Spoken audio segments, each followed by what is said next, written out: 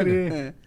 E como que você decidiu ir pra política? Por que você decidiu ir pra política?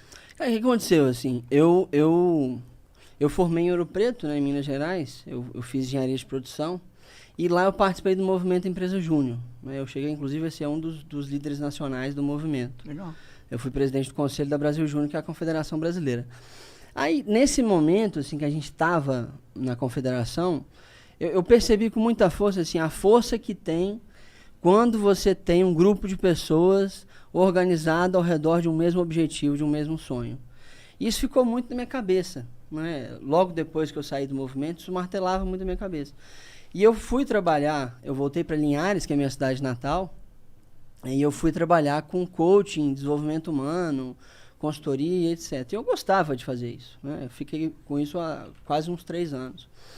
E eu comecei a perceber o seguinte, cara, se eu quiser realmente mudar a vida das pessoas, adiantaria pouco eu mudar as decisões que elas tomam, que é o que eu fazia como coach, e adiantaria muito se eu mudasse o ambiente de oportunidades no qual elas estavam inseridas. Né? Porque o que muda a vida da gente é uma oportunidade. Né? O que me mudou na minha vida foi a oportunidade de estudar. O que muda cada um de nós aqui é alguma oportunidade que você acabou tendo. Né? E se a gente tem mais e melhores oportunidades para todo mundo, você muda a vida de muita gente.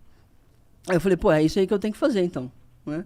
É mudar e melhorar o ambiente de oportunidade que as pessoas têm. E quem faz isso, para bem ou para mal, no Brasil, é a política. Né? Ou melhor, a política mais atrapalha do que ajuda, muitas das vezes. Mas ela, se não atrapalhar... Inclusive, tu tá ligado que o teu principal defeito é ser deputado, né, cara? Lógico. Com certeza. E se a política resolver, a gente consegue fazer com que as pessoas, por conta própria, criem as oportunidades. Porque, de fato, a política impede muito, várias decisões que a gente toma, impedem muitas oportunidades de chegar nas pessoas. Né? Sim. E aí eu decidi me tornar um político. Né?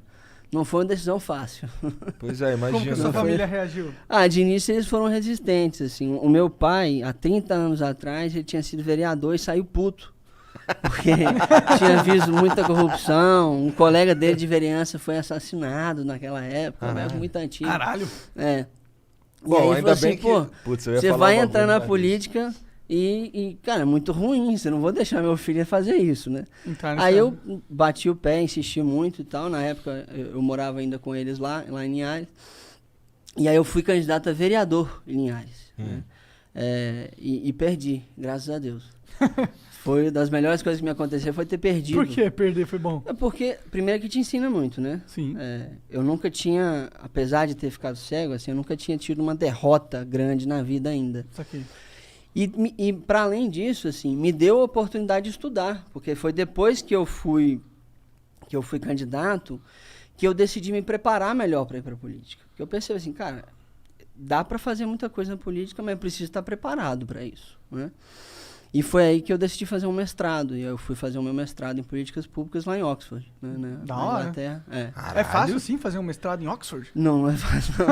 Mas o cara é mas dá pra fazer. Engenheiro de quê? De produção. O cara é engenheiro de produção. Entendi. Tá tranquilo. Mas eu acho que é mais foda ainda. Tipo, no sentido, não é só porque ele é engenheiro que é fácil, entendeu? Não, mas acho não é simples. Ganha dinheiro, engenheiro de produção. Pô, olha lá a cara dele lá. Mas foi experiência. Eu fui com bolsa, pô. Foi com bolsa? Fui com bolsa 100%. Como que funcionou? Como que você conseguiu ir pra Oxford? Como que foi a sua Quando eu oportunidade? fui, eu me apliquei, né, pro application que eles chamam. Apliquei para várias universidades lá, inclusive, na Inglaterra. E aí eu me apliquei para bolsas da Tivlin, da Fundação Lehman, da Fundação Estudar. Legal. Eu acabei ganhando as 3 bolsas. Caralho! E aí eu tive que escolher uma só. Fiquei com a da Fundação Lehman, que era a melhor que tinha. E tinha mais conexão com o Brasil e da Fundação Estudar também. E aí fui para Oxford. Fiquei lá. Foram 10 meses praticamente de curso, mais 2 de trabalho final. Mas lá mesmo foram 10 meses. Foi uma experiência incrível, assim. Minha turma tinha 113 pessoas de 64 países diferentes. Nossa, deve ser muito louco isso. Tinha gente, assim, o piorzinho lá era eu. E aí tinha, por exemplo, uma menina A Brianna, que era dos Estados Unidos, ela tinha feito parte da negociação do acordo nuclear com o Irã. Caralho! Tinha um cara lá que era chefe de 200 mil policiais no Paquistão. Caralho! Assim, é realmente o pior que sou eu. Então, Caralho! e eu aprendi muito com meus colegas, assim. Inclusive mais do que com os professores. Caralho, Que loucura, Porque cara. esse ambiente que é criado Isso é nas transformador. universidades, essas universidades maiores, assim, mais antigas, é isso que é rico, assim, essa troca que você tem com as pessoas e tal. Uhum. É isso que acaba fazendo você aprender muito. E foi sensacional, assim. É uma das coisas que mais me ajuda hoje na tomada de decisão política é a minha experiência lá em Oxford. Porra. Entendi. Foram 10 meses, então. Foram 10 meses. E aí você voltou pra cá. E aí virou deputado. Aí eu voltei pra cá, foi inclusive uma história meio maluca, assim. Eu fui pra lá já pensando em me candidatar, mas não tava certo. Aí eu tinha me juntado ao Movimento Acredito, né, que a Tabata teve aqui. Uhum. Hoje nós somos super parceiros, temos um gabinete compartilhado, eu, ela e o senador Alessandro. Ah, tu é o... Ah, porra! Eu sou Ele o terceiro cara que pilar ela, que ela falou pra caralho. É eu, ela e o senador Alessandro que temos um gabinete compartilhado pra gente compartilhar não só, né, pessoas, né, mas sim várias ideias que a gente compartilha, a gente consegue pensar junto e pensar melhor, inclusive. Entendi. Tem dado muito certo esse Isso negócio. é muito... Eu acho isso muito louco, porque... bom, vê se eu tô errado. A Tabata e você pensam, pelo menos economicamente, bem diferente. Pensamos diferente, sim, com certeza. Isso é muito foda. Mas isso é que é importante. Não adianta só pensar igual, assim. Eu e a Tabata Não, pensar pensamos igual é uma merda. diferentes. Pensar... Eu e o Alessandro pensamos diferente, mas a gente compartilha alguns valores e tem coisas que a gente pensa muito parecido. Nessas coisas, a gente senta junto e constrói projetos super legais, assim. A gente, em 2019, por exemplo, foi por conta do Gabinete Compartilhado, tem pessoas incríveis nele, inclusive, que a gente conseguiu lançar a Agenda de Desenvolvimento Social, que eram 5 pilares, que só não foi tocado para frente porque a pandemia atropelou tudo. Né? Mas várias das ideias que a gente colocou lá na Agenda de Desenvolvimento Social estão sendo rediscutidas hoje, agora na retomada da pandemia. Então, assim, o Gabinete Compartilhado é uma das coisas que mais tem feito a gente dar certo, assim, Pô, maneiro. no Congresso.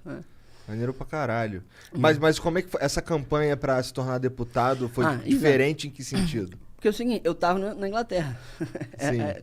Que Essa é a diferença. Normalmente as pessoas decidem tipo um ano antes e começam a trabalhar, articular com apoiadores, um ano antes já. Então tá falando que 17 tu tava na Inglaterra. Eu fui pra lá em setembro de 2017. E eu tinha acabado de entrar no Acredito e tinha acabado de ir para a Inglaterra. Entendi. Aí, como é que eu vou fazer uma campanha? E aí, o que aconteceu, assim? Eu fui selecionado também para a primeira turma do Renova BR, né, que é uma instituição, uma escola de política idealizada pelo Edu Mufarrege, que inclusive me ensinou demais o Renova. Eu fui selecionado e falei assim, pô, então agora nós vamos mesmo, que eu já estou no Acredito. Fui selecionado pelo Renova, agora vamos fazer essa campanha acontecer. Só que eu estava da Inglaterra, né? Então não tinha como eu andar na rua, conversar com as pessoas, etc. Eu comecei a fazer alguns vídeos no meu Facebook, Instagram, etc. Mas nada que deu muito certo. E logo quando eu voltei era dia 25 de junho de 2018. Isso 3 meses antes do dia das eleições. Aí eu chamei a Ingrid, que inclusive está aqui, que é minha chefe de gabinete, e ela que tocou a campanha, a gente montou do zero desde o dia 25 de junho toda a campanha. Assim, foi uma loucura. Eu fui pro hospital 3 vezes de cansaço durante a campanha. Caralho. 3 vezes. Pra tomar soro, porque eu tava estafado, eu desmaiava e tal. Então, assim, porque de fato campanha não é um negócio simples não de fazer. Ainda mais do jeito que a gente queria fazer, que era um jeito que a gente acha mais correto. Né? Que foi como? Primeiro que a gente não comprava voto, tem muita gente que compra voto ainda. Segundo que a gente tinha uma base de voluntários gigantesca, né? A gente tinha 2.300 voluntários na nossa campanha, né? E muita coisa em rede social. Então eu viajei demais, andei demais e foi super difícil, mas valeu super a pena. Fui o segundo mais votado do estado, né? Uma das grandes surpresas ali do Espírito Santo. E o que esses colaboradores ficavam fazendo? Eles iam nas casas das pessoas e... O que a gente fazia, assim? Eu, obviamente, tive uma sessão com eles, né? De eu me explicar quem eu sou, o que eu defendia. A gente separou toda a nossa narrativa, né? E os voluntários, de fato, eles tinham a função de conquistar mais gente. era uma espécie de vendedores, assim, né? Pode crer. Então, só que tem uma diferença, assim, normalmente, nas campanhas, os políticos, eles pagam um monte de gente para ser panfleteiro, né? E entregar aquele monte de santinho. Primeiro que eu não tinha santinho, eu não gosto de santinho, eu acho que só suja a cidade e não resolve nada para ninguém. A gente tinha uns caderninhos, assim, com todas as propostas, a minha história, etc. E a diferença é que é o seguinte, os panfleteiros, normalmente, eles nem sabem quem que é o cara. Eu conheci todas as pessoas que estavam trabalhando com a gente. E tive um tempo com elas para, né, dedicar, de fato, as pessoas entenderem o que era que elas estavam defendendo e o que era que a gente ia defender uma vez que estava no Congresso, né, que era baseado em eficiência de governo, educação e desenvolvimento econômico.